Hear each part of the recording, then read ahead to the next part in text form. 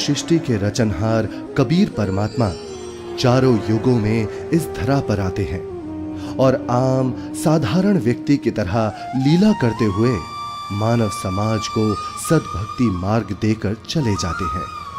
आज से लगभग 600 वर्ष पूर्व कलयुग में अपने वास्तविक नाम कबीर नाम से सतलोक से चलकर कबीर प्रभु जी काशी के लहरतारा नामक तालाब में एक कमल के फूल पर सन 1398 ईस्वी संवत 1455 में ज्येष्ठ मास की पूर्णिमा को ब्रह्म मुहूर्त में प्रकट हुए थे।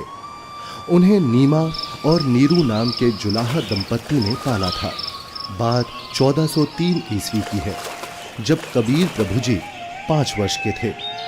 बालक रूप परमेश्वर कबीर साहिब जी ने 5 वर्ष की आयु से ही अपने अद्वितीय आध्यात्मिक ज्ञान में उस समय के सुप्रसिद्ध विद्वानों, ब्राह्मणों, काजी और मौलवियों के छक्के छुड़ाना शुरू कर दिया था। उन्हीं में से एक लीला है परमेश्वर कबीर जी द्वारा 104 वर्षीय काशी के सुप्रसिद्ध ब्राह्मण स्वामी रामानंद जी को गुरु धारण करने और उनको अपने अनमोल सत्य ज्ञान का उपदेश प्रदान करने की। रामानंद स्वामी जी रोज ब्रह्म मुहूर्त में गंगा घाट पर नहाने जाते थे। एक दिन ऐसे ही जब वो नहाने गए, जैसे ही स्वामी रामानंद चलकर नदी के किनारे सीढ़ियों से उतरने लगे, स्वामी रामानंद जी के पैर के खड़ाऊ कबीर प्रभु के सर पर लगते हैं। बालक कबीर जोर जोर से रोने लगे। रामानंद जी के चेहरे के भाव बदलकर चिंता वाले हो गए। वो नीचे की तरफ झुके। जैसे ही रामानंद जी झुकते हैं, उनकी गले की कंठी, जो कि एक तुलसी के मनके की होती है, पौड़ी पर बैठे कबीर जी के गले में डल जाती है और स्वामी रामानंद जी रोते हुए बालक रूप में परमेश्वर के सर पर हाथ सहलाते हुए बोलते हैं, ये क्या अनर्थ कर दिया मैंने। रो मत बेटा, राम राम बोलो। राम राम। राम राम कहने से सब दुख दूर हो जाएंगे। ये बच्चा जरूर अपने माँ बाप से बिछड़कर यहाँ आ गया है। ऐसा करता हूँ, स्नान करने के पश्चात इसे आश्रम ले चलता हूँ और फिर इसके माता पिता के बारे में पता करता हूँ।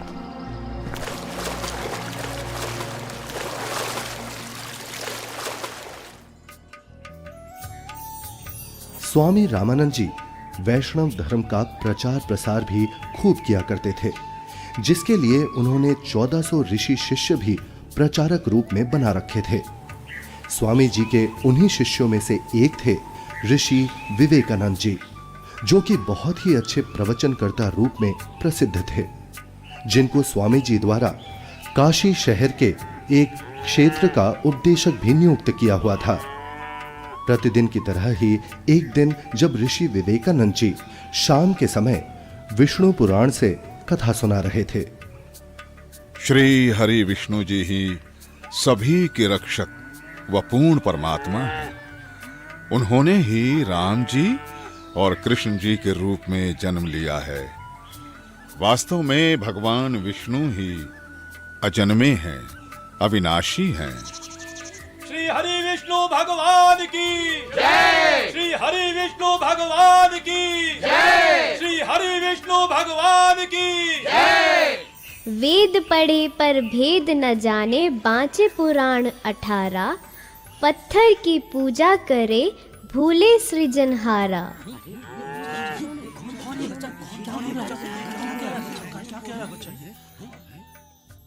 हे ऋषिवर, भगवान विष्णु अजन्मे और अविनाशी नहीं है। अब इसमें देखिएगा ब्रह्मा विष्णु महेश की क्या स्थिति है। श्रीमद् भगवत गीता, गीता प्रेस गोरखपुर से प्रकाशित है। संपादक हनुमान प्रसाद पोदार, चिमनलाल गोस्वामी। प्रकाशक एवं मुद्रक हैं गीता प्रेस गोरखपुर, गोविंद भवन कार्यालय कोलकाता का संस्थान। अध्याय 4 चल रहा है 123 पृष्ठ पे। भगवान विष्णु अपनी माता दुर्गा की स्तुति कर रहे हैं। तुम शुद्ध स्वरूपा हो, ये सारा संसार तुम से उद्भासित हो रहा है। मैं ब्रह्मा और शंकर हम सभी तुम्हारी कृपा से विद्यमान है। हमारा आविर्भाव माने जन्म और तिरोभाव माने मृत्यु हुआ करता है। हमारा तो जन्म और मृत्यु होता है। केवल तुम ही नित्य हो, जगत जननी हो, प्रकृति और सनातनी देवी हो। अब इसका क्या अर्थ है? ब्रह्मा विष्णु महेश नाशवान है, इनकी जन्म मृत्यु होती है। हे ऋषिवर, भगवान विष्णु अजन्मे और अविनाशी नहीं है। शिव पुराण में लिखा है कि निराकार परमात्मा आकार में आया। वे सदा शिव काल रूपी ब्रह्म कहलाया। उसने अपने अंदर से एक स्त्री प्रकट की जो प्रकृति देवी, अष्टांगी, त्रिदेव जननी, शिवा आदि नामों से जानी जाती है। पवित्र शिव पुराण ये गीता प्रेस गोरखपुर से प्रकाशित है। सचित्र मोटा टाइप, केवल हिंदी। संपादक है हनुमान प्रसाद पोदार। और ये प्रकाशित कहाँ से है? प्रकाशक एवं मुद्रक हैं गीता प्रेस गोरखपुर, गोविंद भवन कार्यालय कोलकाता का संस्था। अब देखना ये रुद्र संहिता का, अब हम छठा अध्याय पढ़ रहे हैं 101 पृष्ठ पे। देवव्रत से एक समय ब्रह्मा जी बता रहे अपने पुत्र नारद को, एक समय उस आनंद वन में रमण करते हुए शिवा और शिव के मन में ये इच्छा हुई, दुर्गा और काल के मन में, कि दूसरे पुरुष की सृष्टि करनी चाहिए, यानी कोई पुत्र उत्पन्न करना चाहिए, जिस पर सृष्टि संचालन का महान भार रखकर हम दोनों केवल काशी में रहकर इच्छा अनुसार विचरे और निर्वाण धारण करें। ऐसा निश्चय करके शक्ति सहित सर्वव्यापी परमेश्वर शिव ने, इस काल ने अपने वाम भाग के 10वें अंग पर अमृत मल दिया। फिर तो वहाँ से एक पुरुष प्रकट हुआ, यानी इन्होंने पति पत्नी व्यवहार किया, काल और दुर्गा ने, और वहाँ से एक पुत्र की उत्पत्ति हुई। देखिएगा 102 पृष्ठ पे, 102 पृष्ठ पे शिव ने कहा, वो बालक उत्पन्न हुआ, उसके कहा कि वत्स, काल ने कहा बेटा, व्यापक होने के कारण तुम्हारा विष्णु नाम विख्यात हुआ। फिर काल रूपी ब्रह्म ने एक काशी नामक सुंदर स्थान बनाया। वहाँ दोनों शिव तथा शिवा अर्थात काल रूपी ब्रह्म तथा दुर्गा पति पत्नी रूप में निवास करने लगे। भगवान विष्णु इनकी ही संतान है।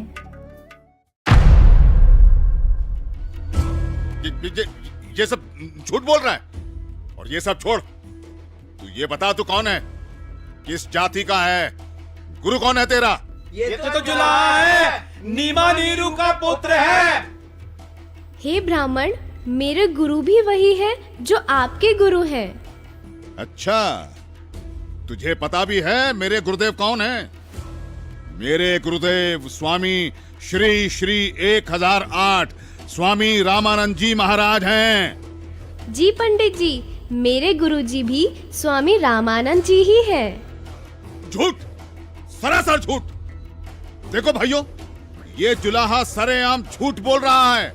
मेरे गुरुजी तेरे जैसे अछूत के दर्शन भी नहीं करते।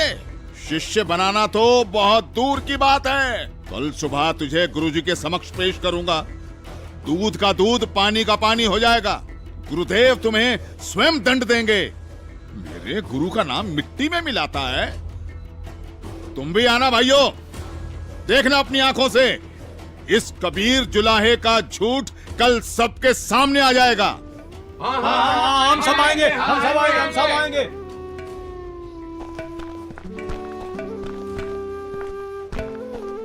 अरे पंडित जी, कम से कम मेरे सवाल का उत्तर तो देते जाइए। विवेकानंद सीधा रामानंद जी के पास पहुंचा और उन्हें सारी बात बताई। रामानंद जी भी गुस्सा हो गए कि आखिर कैसे एक जुलाहा खुद को मेरा शिष्य बता सकता है। हे गुरुदेव, एक छोटी जाति का जुलाहा अपने आप को बड़ा विद्वान सिद्ध करने के लिए भगवान विष्णु जी को नाशवान बताता है। क्या नाम है उसका? गुरुदेव, उसका नाम कबीर है। कबीर? हाँ गुरुदेव, कबीर। हे गुरुदेव, उसने तो हम ब्राह्मणों का घर से निकलना भी दूभर कर दिया है। हमें महाशर्मिंदा होना पड़ रहा है। आज उसने भरी सभा में कहा कि पंडित स्वामी रामानंद जी मेरे गुरुजी हैं। मैंने उनसे दीक्षा ले रखी है। झूठा है वो, सरासर कपटी है वो जुलाहा। वो कैसे मुझे अपना गुरु बताता है? उसको कल लेकर आओ मेरे सामने, और उन सभी को भी बुला लेना जिनके सामने उस तुच्छ जुलाहे ने तेरी बेइज्जती की है। कल सभी के समक्ष उसके झूठ का पर्दाफाश करूंगा।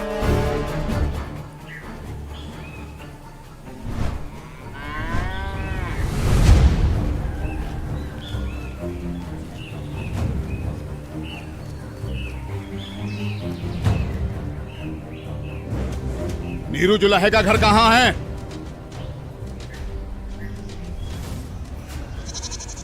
नीरू, नीरू सुनो, नीरू, नीरू। क्या हुआ भाई? बड़े परेशान दिख रहे हो। विवेकानंद अपने साथियों के साथ कबीर को पकड़ने आ रहा है। आपका घर पूछ रहा है। हाँ, लगता है कबीर ने इनको कुछ कहा है। उसे समझाओ, इनसे पंगा ना ले। क्या? कौन आ रहा है? हमें हमारे कबीर के लिए कौन आ रहा है? कौन पकड़ेगा? नीमा और नीरू डर जाते हैं और कबीर को झोपड़ी के पीछे ले जाकर कंबल से उड़ाकर छुपा देते हैं। तभी विवेकानंद वहां पहुंच जाता है। कहाँ है वो दंड बालक कबीर? कल उसने भरी सभा में मेरे गुरुदेव का अपमान किया है। आज सबके सामने गुरुजी उसकी पिटाई करेंगे। हे ब्राह्मण जी, क्या बात है? इतना क्रोधित मत होइए। हमारा कबीर किसी का अपमान कर ही नहीं सकता। न जाने क्यों आप हमारे कबीर के पीछे पड़े हैं। मेरा कबीर यहाँ नहीं है। अच्छा, अभी पता चल जाएगा। तोड़ डालो इसकी झोपड़ी को और ढूंढ कर निकालो उस अधर्मी कबीर को। रुक जाइए, हम हाथ जोड़ते हैं। हमारे कबीर में कुछ नहीं। घर में घुसकर विवेकानंद और उसके शिष्य तोड़ फोड़ करने लगते हैं तो कबीर प्रभु जी से नहीं रहा जाता। वो सामने आ जाते हैं। छोड़ो यहाँ, सब कुछ तोड़ फोड़ दो, तोड़ दो सब कुछ। ये विवेकानंद ब्राह्मण, मैं यहाँ हूँ, झोपड़ी के पीछे। झोपड़ी के पीछे? पकड़ो उसे। पकड़ो। विवेकानंद उन्हें बंदी बना लेता है। फिर जब नीमा और नीरू कबीर प्रभु को बचाने की कोशिश करते हैं तो विवेकानंद उन्हें धक्का मारता है और हिंसा करते हुए कबीर प्रभु को रामानंद जी के पास ले जाता है। विवेकानंद और साथ आए शिष्य बालक को छुड़ाने के लिए बीच में आए नीरू और नीमा के ऊपर भी हाथ उठाते हैं।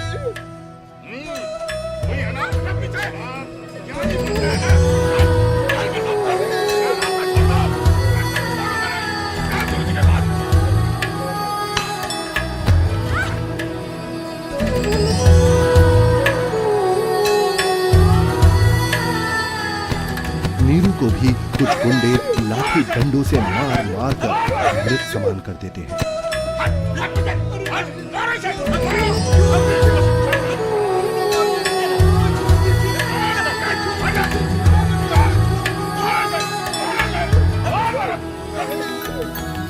साच कहू जग मार ही, या झूठ कही ना जाई हो। साच न पूरा पावते, ये झूठे जगपति आई हो। एक तरफ विवेकानंद कबीर प्रभु जी को पकड़कर रामानंद जी के पास ला रहा था और दूसरी तरफ रामानंद जी ने अपनी कुटिया के बाहर एक बड़ा सा पर्दा लगवा दिया जिससे रामानंद जी की नजर शूद्र पर ना पड़े। हे स्वामी, आपके आदेश के अनुसार पर्दा लगवा दिया है जिससे कबीर की नजर आप पर ना पड़े। कबीर को इस पर्दे के पीछे ही खड़ा किया है। मारो इसे, इसने हमारे गुरुदेव का अपमान किया है। मारो, हमारे ईश्वर की निंदा की है इसने। मारो इसको, मारो इसे, मारो।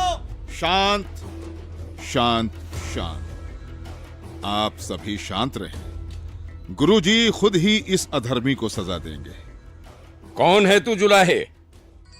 मैं सतलोक का निवासी हूँ, अजन्मा अविनाशी हूँ, पूर्ण ब्रह्म परमेश्वर हूँ। मेरा नाम कबीर देव है। ये सृष्टि मुझ पर ही आश्रित है। तू हाड़ मांस का बना मुसलमान के टुकड़ों पर पलने वाला नीच जुलाहा जाति का बालक है। तू खुद को परमात्मा कहता है। सत्य यही है कि मैं ही सर्वशक्तिमान परमेश्वर हूँ। और आप ही मेरे गुरुजी हैं। आप मुझे अपशब्द कह रहे हैं तो भी मुझे आनंद आ रहा है गुरुदेव। तू ऐसे नहीं मानेगा ना जुलाहे। तू थोड़ी देर प्रतीक्षा कर, मैं पहले पूजा कर लेता हूँ, फिर तुझे देखूंगा।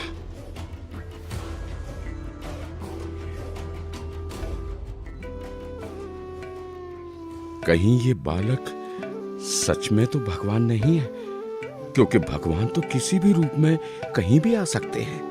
कहीं मुझसे कोई गलती ना हो जाए। अपनी पूजा साधना के बाद सोच समझ के बात करूंगा। 104 वर्ष के रामानंद, जो कि सालों से ध्यान कर रहे थे, वो ध्यान करते हुए ही ध्यान में ही भगवान की काल्पनिक छवि बनाते और उनकी पूजा करते। लेकिन उस दिन ध्यान में कुछ अलग हुआ। स्वामी जी कल्पना में खड़े होते हैं और श्रद्धा से नंगे पैरों जाकर गंगा से जल लेकर आए और ठाकुर जी के वस्त्र उतारे, फिर स्नान करवाया तथा नए वस्त्र पहना दिए, तिलक लगाया और भगवान के सर पर मुकुट रख दिया। तब पास में रखी कंठी पर ध्यान गया और कल्पना में ही बोले, हे भगवान, आज तो कंठी डालना ही भूल गया। फिर कंठी उठाकर मुकुट के ऊपर से डालने लगे, लेकिन माला मुकुट में फंस गई। अब स्वामी जी चिंतित हो गए और कल्पना में ही सोच रहे हैं, हे भगवान, आज ये आपके दास के साथ क्या बनी? यदि कंठी नहीं डाली तो पूजा अधूरी रह जाएगी, और अब यदि मुकुट उतार दिया तो पूजा खंडित हो जाएगी। आज से पहले ऐसी गलती कभी नहीं बनी थी। हे प्रभु, आज क्या गलती बन गई मुझ पापी से? आज का तो मेरा सारा दिन ही व्यर्थ गया। जब स्वामी जी मन ही मन में व्याकुल हो रहे थे और अपने आप को कोस रहे थे, तब परमेश्वर कबीर साहिब जी पर्दे के पीछे से बोले, हे स्वामी जी, चिंता मत कीजिए, इस माला की गांठ खोल दीजिए और फिर ठाकुर जी के गले में डालकर इस माला को बांध दीजिए, फिर आपको मुकुट उतारना नहीं पड़ेगा। स्वामी रामानंद जी ने जब कबीर साहिब जी की पर्दे के पीछे से आवाज सुनी तो उन्हें एकदम झटका सा लगा। वो एकदम आंखें खोलकर चौंक जाते हैं और मन ही मन विचार करते हैं कि हे भगवान, ये क्या? यहाँ ना तो कोई मूर्ति है और ना कोई माला।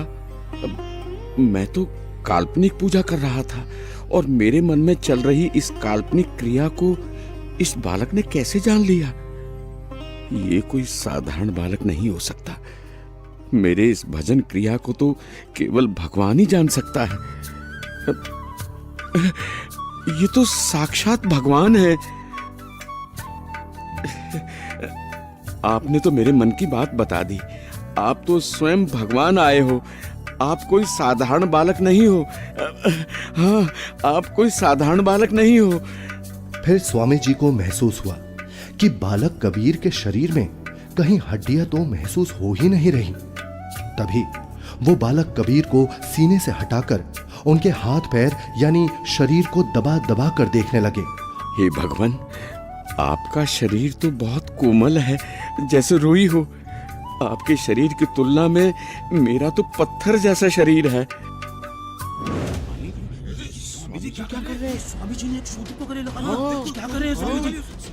लगता है कि बुढ़ापे में गुरुजी का दिमाग हिल गया है, जो शूद्र को गले से लगा लिया। हे भगवान, अगर आपकी आज्ञा हो तो मेरी कुछ शंका है। कैसी शंका गुरुदेव? हे भगवान, एक बात समझ नहीं आई। आपने झूठ क्यों बोला? कैसा झूठ स्वामी जी? आप कह रहे थे कि आपने मुझसे उपदेश ले रखा है, लेकिन मैंने तो आपको कभी नाम दीक्षा नहीं दी। स्वामी जी, याद कीजिए, एक समय आप पंचगंगा घाट पर स्नान करने के लिए गए थे। मैं वहाँ पौड़ियों पर लेटा हुआ था। आपके पैरों की खड़ाऊ मेरे सिर पर लगी थी और मैं पीड़ा के कारण रो रहा था। तब आपने मेरे सिर पर हाथ रखा और कहा कि बेटा राम राम बोलो। तो स्वामी जी, आप मेरे गुरु बन गए और मैं आपका शिष्य। मेरा तो उद्देश्य ही वहाँ पर आपसे दीक्षा लेना था। हाँ, अब याद आया, परंतु वो तो बहुत छोटा बच्चा था। वो देखिए स्वामी जी, क्या मैं ऐसा था? स्वामी जी ने जिधर बालक कबीर जी इशारा कर रहे थे, उधर 2.5 वर्ष के उसी बालक को चारपाई पर लेटा देख चौंक जाते हैं और बार बार कभी 5 वर्ष के रूप में खड़े परमात्मा को देखते हैं तो कभी 2.5 वर्ष वाले रूप को। फिर आंखें मल मल कर देखते हैं कि कहीं आंखें धोखा तो नहीं खा रही। इतने में 2.5 वर्ष वाला बालक चारपाई से हवा में उड़ा और 5 वर्षीय बालक के रूप में खड़े कबीर साहिब जी में समा गया और 5 वर्ष वाले बालक के रूप में कबीर साहिब जी वहीं खड़े हैं। मेरा संशय मिट गया। आप ही पूर्ण ब्रह्म हैं। हे परमेश्वर, आपको हम कैसे पहचाने? आप किस जाति में उत्पन्न तथा कैसी वेशभूषा में खड़े हैं? कैसे एक छोटे से बालक के रूप में धोती कुर्ता पहने जुलाहा जाति शूद्र वर्ण में उत्पन्न हुए हैं दाता? हे मालिक, हम तुच्छ बुद्धि जीव आपको कैसे पहचाने? अपने इस अनजान बालक की गलती क्षमा करना प्रभु। ऐसा मत कहिए स्वामी जी, आप मेरे गुरुदेव हैं और मैं आपका शिष्य। नहीं भगवान, मैंने आपको पहचान लिया है। भगवान, आपके बच्चे की कुछ और शंकाएं हैं जिनका निवारण चाहता हूँ, यदि आपकी आज्ञा हो तो। हाँ स्वामी जी, बोलो, आपकी क्या शंकाएं हैं? हे कबीर देव, मैं अपने शिष्यों को राम नाम जाप करने को नहीं देता। यदि आपने मुझसे दीक्षा ली है तो आप मुझे वो मंत्र बताइए जो मैं अपने शिष्यों को देता हूँ। स्वामी जी, आप ओम नाम जाप करने को देते हो। आपने जो मंत्र बताया ये तो सही है, लेकिन एक शंका और है, कृपया उसका भी समाधान कीजिए। पूछिए गुरुदेव जी। मैं जिसे शिष्य बनाता हूँ उसे एक चिन्ह देता हूँ, वो आपके पास नहीं है। हे गुरुदेव, आप एक तुलसी की कंठी माला देते हो गले में पहनने के लिए। ये देखो गुरुदेव, उस दिन पंचगंगा घाट पर आपने ही तो अपने गले से निकालकर ये कंठी मेरे गले में पहनाई थी। ये सारी लीलाएं देखकर वह बालक रूप में खड़े कबीर परमात्मा की बातें सुनकर स्वामी रामानंद जी समझ गए कि ये कोई साधारण बालक नहीं है। उसके बाद कबीर परमात्मा ने स्वामी रामानंद जी को अपने उसी 5 वर्ष के बालक के रूप में अपने साथ यमलोक, स्वर्गलोक, विष्णुलोक, शिवलोक और फिर अंत में सतलोक में ले जाते हैं। ये सतलोक है। सतलोक में नूरी आत्माएं घूमती हुई, सफेद वृक्ष, सफेद फल, फूल, महल, दूधों की नदियां दिखती हैं। हीरे मोतियों के चमकीले पहाड़, सफेद वस्त्रों में मोतियों की माला पहने आत्माएं सतलोक में घूमती हुई। फिर वो दोनों एक बड़े से गुंबदनुमा महल के अंदर सतलोक में भगवान के पास पहुंच जाते हैं। सतलोक में पूर्ण परमात्मा कबीर जी एक गुंबद में एक ऊंचे सिंहासन पर विराजमान दिखते हैं। दोनों उस सिंहासन पर बैठे परमात्मा को प्रणाम करते हैं। अब बालक रूपधारी कबीर देव उस सिंहासन के पास जाते हैं और सिंहासन पर बैठे अपने अन्य रूप पर चवर करते हैं। ऐसा देखकर रामानंद जी सोचते हैं, इसका मतलब कबीर देव जी इस सिंहासन पर बैठे सच्चे परमात्मा के सेवक हैं। तभी सिंहासन पर विराजमान तेजोमय परमात्मा सिंहासन से उठकर खड़े हो गए और कबीर देव जी के सामने हाथ जोड़कर कबीर देव जी को बैठने का आग्रह करने लगे। बालक रूप में कबीर परमात्मा सिंहासन पर बैठ गए और पहले सिंहासन पर बैठे परमात्मा बालक कबीर को चवर करने लगे। रामानंद जी प्रभु के सामने हाथ जोड़कर खड़े रहे। तभी फिर तेजोमय परमात्मा एक प्रकाश पुंज में बदल गया और फिर वो उस बालक कबीर जी के शरीर में समा गया। अब बालक कबीर जी का शरीर भी उतना ही तेजोमय हो गया जितना कि पहले सिंहासन पर बैठे परमात्मा का था।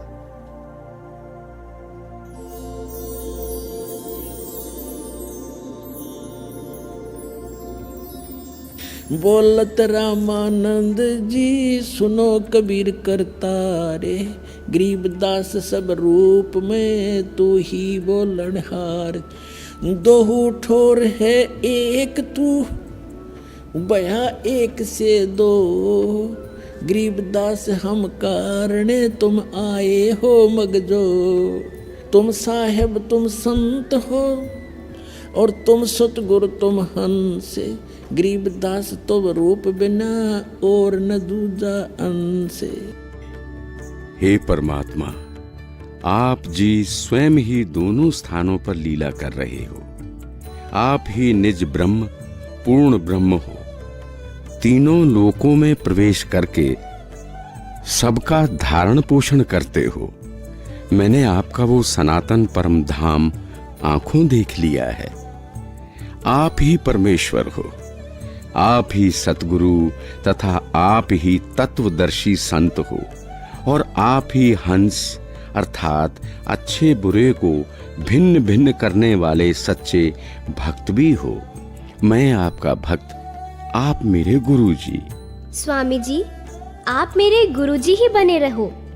मैं आपका शिष्य हूँ।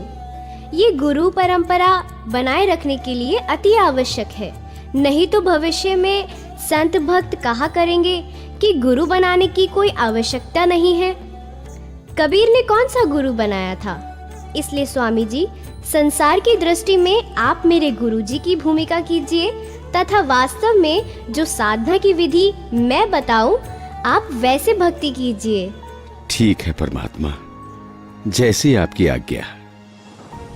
इस प्रकार परमेश्वर कबीर जी ने 5 वर्ष की आयु में ही 104 वर्ष के ब्राह्मण को तत्व ज्ञान से परिचित कराया और गुरु परंपरा को बनाए रखने के लिए कबीर साहिब जी ने स्वामी रामानंद जी को अपना गुरु बनाया। यह अनमोल ज्ञान जगत गुरु तत्वदर्शी संत रामपाल जी महाराज के सत्संग प्रवचनों से संग्रह किया गया है।